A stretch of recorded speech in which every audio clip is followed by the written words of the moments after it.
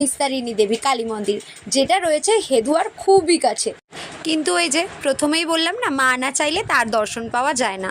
মন্দিরে যাওয়ার ঠিক 5 মিনিট আগেই মন্দিরটা বন্ধ হয়ে গেছে। ভাবো আমাদের কপালটা কীরকম খারাপ। এই মন্দিরটা কিন্তু 150 বছরেরও বেশি পুরনো। আমাদের উত্তর কলকাতায় খুবই জনপ্রিয় একটা মন্দির।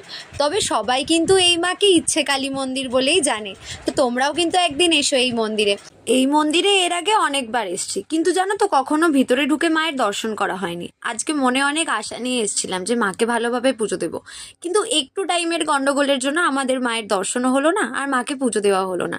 কিন্তু তা বলে যে মাকে আমরা পুজো দিইনি সেটা নয়, বাইরে দিয়ে আমরা মায়ের প্রদীপ দেখিয়েছি, ধূপকাঠি দেখিয়েছি, আর অনেকটা আশা ভরে ভক্তি ভরে মায়ের কাছে প্রার্থনা করেছি।